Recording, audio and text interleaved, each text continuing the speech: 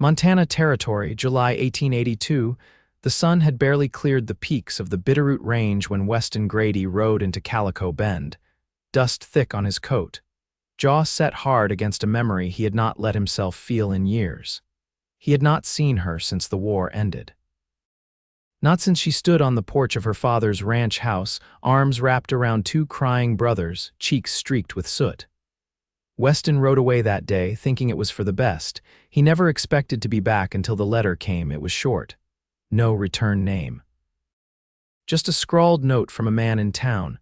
She's drowning in debt. The store's near gone. You owe her that much. He did not need a name. He knew it was about her, Lenora Kessler. He tied his gelding outside a sagging storefront with flaking blue paint and stepped into the dry heat of the morning. The general store was quiet, shelves half empty. A single girl, no more than 10, stood on a stool behind the counter, counting beans into a jar. She looked up, startled. "Is your mother here?" Weston asked gently. The girl nodded and ran through the curtain behind the counter. A moment later, Lenora stepped out. Her auburn hair was pinned back, but strands clung to her cheeks. Her apron was stained with flour and sweat. She froze when she saw him. "Weston?" Her voice cracked. He took off his hat and nodded once. "I heard." She drew in a slow breath. "You should not have come." "I had to." She glanced back toward the curtain. "That's my daughter, Violet. She helps when I cannot be here." Weston's chest tightened. "You never said you had a child." "I did not think I had to," she said, not unkindly. "Her father left not long after she was born." "He is not coming back." "I am sorry." Lenora shook her head. "I do not need anyone's pity. I just need to keep the store, that is all." "How bad is it?" She looked at him for a long moment. Then she turned and walked toward the ledger on the counter. $720. "That is what I owe the bank. They gave me until August 1st. I have sold everything I can. I have nothing left but this store, and they will take that next." Weston stared at the numbers. "Why did you not write me yourself?" She stiffened. "Because I did not want you to come." Her voice trembled. "Because if you came, I might remember what it felt like to hope." Violet peeked through the curtain again, studying Weston with wide eyes. "Your girl's brave," he said quietly. "She had to be," Lenora murmured. "I was 20 when she was born. I have been carrying this alone a long time." Weston placed his hat on the counter. "You are not alone anymore." Lenora blinked at him. "You cannot just say that, Weston. You left. You never wrote. You cannot ride in, and I did not come here to fix the past, Lenora. I came here to pay the price. You saved me back then. You and your family. You gave me a place to be human after all the killing. If you think I could stand by while this town swallows you whole, you never knew me at all." She opened her mouth, then closed it again. Her eyes were wet, but she did not let the tears fall. "How much time do I have?" he asked. She nodded toward the wall where a calendar hung. 15 days. Weston looked out the window. "Then we better get to work." That afternoon, he went to the bank. He brought his saddlebag and dropped it on the desk of the man in charge. "Weston Grady," the banker said, squinting at him. "You back for long?" "I am here to settle a debt. Lenora Kessler's." The banker opened the bag. "You know this is over $700. "I know exactly what it is." The man counted the bills twice, then again. He finally looked up. "She's clear, for now." Weston tipped his hat. "She will stay that way." He walked out into the sunlight, feeling the weight of something lift from his chest. When he returned to the store, Lenora stood behind the counter, silent. "You did not have to." "Yes, I did." She looked at him for a long time. "Why?" "Because I do not run anymore." Lenora stepped around the counter. She was so close he could see the faint freckles above her cheekbones. Her eyes searched his face, looking for the boy she once knew. "I do not know if I can ever trust that you will stay," she whispered. "I am not asking you to trust me today." He reached for her hand. "Just let me share the load." She stared at their joined hands, her fingers curling slightly around his. Violet stepped into the room again. "Mama, is he staying?" Lenora looked at her daughter, then at Weston. "Yes," she said, voice quiet but sure. "He is staying." By the fourth morning, Weston had fixed the back door hinges, hauled the sacks of flour up from the root cellar, and built a new shelf to replace the warped one near the window. He didn't ask what needed doing, he noticed and did it. Lenora didn't thank him aloud, but she left a tin cup of coffee on the counter every dawn before he came in from the barn, hot and strong and waiting, Violet took to watching him with quiet curiosity. She didn't ask many questions, but when she did, they were sharp and to the point. "Why don't you wear your gun?" she asked one evening, sitting on the porch rail while Weston sanded a chair leg smooth. "I wore it too long," he said without looking up. "Don't mean I forgot how to use it." She nodded like that made sense. "Mama says men who talk too much ain't worth trusting." "Then I reckon I'm safe." She grinned, then turned back to the yard, kicking her heels in the dust. Lenora stepped onto the porch with a cloth bundle in her hands. "Supper's ready." "If you're staying, you're eating with us." Weston stood and brushed sawdust off his trousers. "You always feed your help." She gave him a look that made it clear he wasn't only that, though she didn't say it. They ate by lamplight in the kitchen's salt pork, boiled potatoes, and a cobbler that tasted like summer. Violet dozed off in her chair before the plates were cleared, and Weston carried her to the little room off the back without being asked. Lenora watched him tuck the quilt around her small shoulders without a word. Later, as they sat on the porch steps, the night air cooled and crickets crept into the silence. "You ever think about leaving again?" she asked, her voice quiet but steady. "Not once I saw you standing in that doorway," he said. She didn't shy away from the truth in his voice. "I was angry when you left, more than I let on. I kept that anger close like it'd protect me. I deserved that. I don't want to carry it anymore." The wind shifted through the cottonwoods beyond the fence line. Weston reached for her hand, slow and sure. She let him take it. "You're not the boy who rode off," she said, eyes on the stars. "And you're not the girl who watched me go." They sat like that a long time, fingers threaded together, the quiet between them full of something they'd both earned. When she finally leaned her head against his shoulder, he didn't move, just breathed her in and let the stillness hold. Inside, the lamp in the kitchen had burned down to a soft glow. The town slept, but the store still stood, and they were inside this life now, no longer waiting to be saved, but building something piece by piece. On the 8th day, Weston found the ledger open on the counter, a fresh sheet of figures in Lenora's tidy hand. She'd been up before him. He could tell by the flour dust on the floor and the faint smell of yeast still hanging in the air. Loaves set to rise lined the back shelf, covered in thin cloths. She hadn't asked him to do inventory, but it was written out in full, with notes beside each item: what could be traded, what might stretch, what was gone for good. He leaned on the counter, eyes moving slow over the page, then lifted his head as she stepped in from the storeroom, sleeves rolled and braids slipping loose over her shoulder. "I took 2 bolts of calico to the widow Hammond," she said, setting a crate of canned peaches down. "She's trading eggs and lard. Should carry us through the next 3 weeks, maybe more if Violet doesn't outgrow her boots again." "She's got her mother's stride," Weston said, closing the ledger. "Long and sure." Lenora gave a quiet breath that might have been a laugh. "I used to walk fence lines just to clear my head. These days I can't go 10 paces without someone needing something. You miss it. I miss knowing the edges of things, boundaries you could see. Now it's just one long stretch of trying to keep up." Weston lifted the crate and placed it near the pantry door. "You've done more than keep up. You've held this place together." "I've patched it," she said, "glue and thread and prayer. But I can't keep Violet from seeing through the seams. She sees grit, not cracks. You raised her in a house that don't quit." Lenora looked away, jaw working.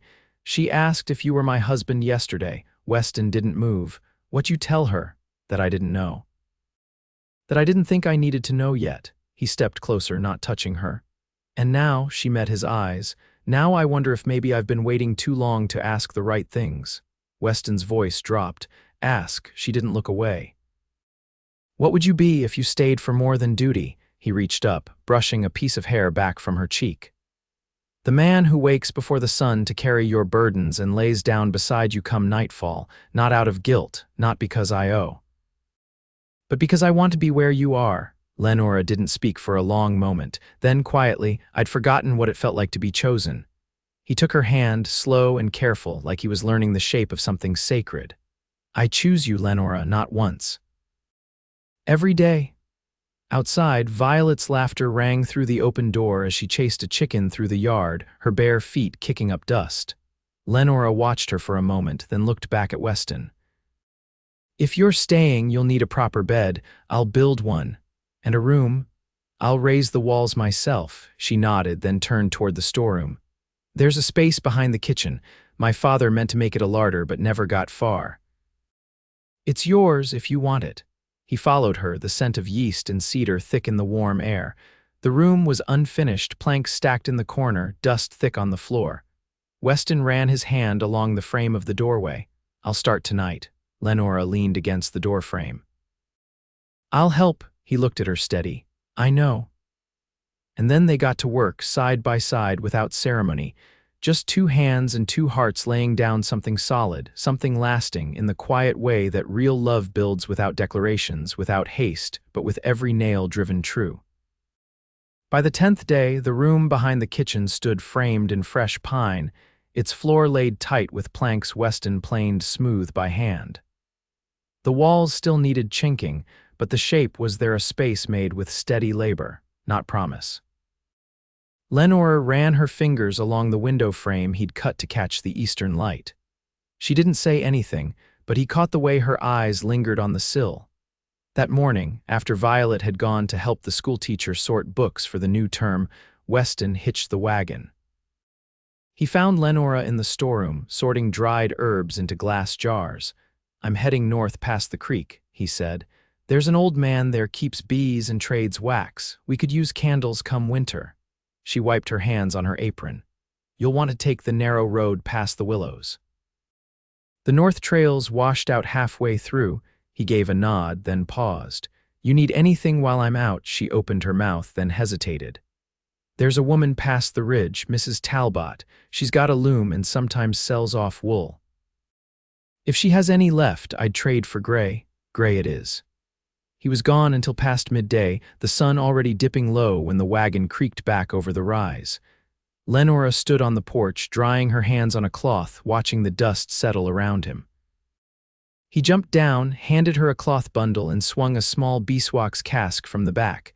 She had gray, not much, but enough for a blanket.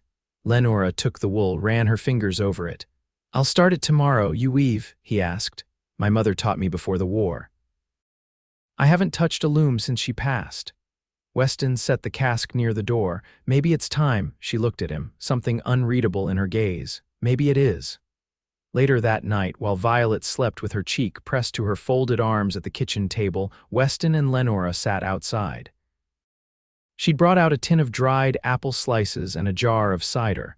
They didn't speak at first. The air was warm, the kind of heat that settled into the wood and made everything smell of sun. Lenora reached into the tin. "Mrs. Talbot asked if you were my husband." Weston didn't glance away. "What did you say this time?" "That I hadn't decided." He leaned back, arms resting on his knees. "And now," she studied the stars a long moment. "I've spent years thinking I had to choose between standing on my own and being loved. I didn't think the two could live in the same house." "They can," he said, "but only if you want them to." She turned toward him, eyes steady. "You ever think about what it would look like, for real, not just staying through the season?" "I think about waking up with your hair on my shoulder." About building a table long enough for Violet's family one day, about planting beans in the spring and arguing over how deep to dig. "That's a lot of thinking. I've had a lot of years." The wind rustled through the cottonwoods. Lenora reached for his hand, lacing her fingers through his. Her palm was calloused, warm, familiar now. "If I let you build that table," she said, "you better make it strong enough to last 50 years. Weston turned her hand over, pressed a kiss to her wrist. "I only know how to build things that last." She stood then, and he rose with her, no ceremony. No show, just two people who had been bent, not broken, walking into the house they were making into something whole. Inside, the lamp burned low. Violet stirred but didn't wake as Weston lifted her and carried her to bed. Lenora followed, pausing at the doorway to the room he'd built. She looked at the bare walls, then back at him. "Tomorrow," she said, "we finish it." He nodded. "Together." And for the first time in years, she knew she wasn't just surviving, she was starting. They finished the room by evening. Weston fitted the last piece of chinking between the beams while Lenora stitched a curtain from muslin she'd found in the bottom of a crate. The window faced east, as she'd asked sunlight would find it first come morning. Violet sat cross-legged on the plank floor, sorting buttons into an old tin box. As the light faded, she quietly began humming a tune Lenora hadn't heard since her own girlhood, a lullaby her mother used to sing when the days ran too long. Weston lowered the hammer, wiped his brow with his sleeve, and looked over the space they'd made. "It'll keep the cold out." Lenora tied off the last thread and stood. "It'll do more than that." She met his eyes, and something settled between them, not new but rooted now, proven. That night, after Violet had curled beneath her quilt and the lamp was turned low, Lenora stood at the edge of the new room in her nightdress, hands folded at her waist. "I've been thinking about names," she said. Weston looked up from his cot where he was laying out the extra blanket she'd given him. "For the store, for us," he stepped toward her, the boards creaking under his boots. "You mean it," she nodded once. "I don't want Violet growing up thinking love is something you wait for. I want her to see it being lived." He reached for her and she let him, his hands settled at her waist, hers at his shoulders. "I never thought I'd have the right to ask," he said. "You don't have to." He kissed her then, quiet, sure, and long overdue. They married 2 days later in the back room of the church, with Violet holding the bouquet and the town's seamstress pressing fresh lavender into Lenora's braid. It was simple, but nothing about it felt small. The preacher's words were short, the sun warm through the window, and when Weston took her hand, Lenora didn't flinch or falter. Afterward, they returned to the store. Violet ran ahead, barefoot in the dust, calling out that she'd found a bird's nest in the fence post. Weston caught Lenora's hand before she reached the porch step. "I want you to have this," he said, pulling a small wooden box from his coat. Inside lay a silver band, worn smooth at the edges, with a single red stone set in the middle. "It belonged to my mother," he said. "She wore it through hard winters and lean springs. Told me once it reminded her that beauty didn't need permission to endure." Lenora took the ring, turning it once in her fingers. "Then I'll wear it the same way." She slid it on, and it caught the afternoon light. Weeks passed. The days grew shorter, and the air turned cool. Lenora started weaving again, her loom set up in the corner of the new room. Weston built shelves for the bolts of cloth she used, and Violet began learning her letters from the schoolteacher on Sundays. The store began to fill again, not just with goods, but with people. Word spread that it was open for honest trade, and folks came from as far as the valley to barter eggs, milk, or labor for wares. Lenora managed the books, Weston ran the deliveries north when needed, and Violet swept the floors with proud diligence. One evening near the end of September, Lenora stood behind the counter, watching Weston teach Violet how to carve a whistle from a willow branch. The girl's laughter filled the room as shavings curled to the floor. She stepped around to join them and leaned into Weston's side. He looked down at her, his expression soft. "Feels like we're making something," she said. "We are, a life," he nodded. "One worth everything it took to get here." She rested her head on his shoulder, and he kissed her temple, his hands still guiding the knife with Violet's. Outside, the wind stirred the brittle leaves along the porch. Inside, the warmth held. And in that small store on the edge of the Montana Territory, where everything had once felt on the verge of slipping away, a family stood sure and steady, held together not by luck, but by the quiet, hard-earned grace of having chosen each other fully, completely, forever.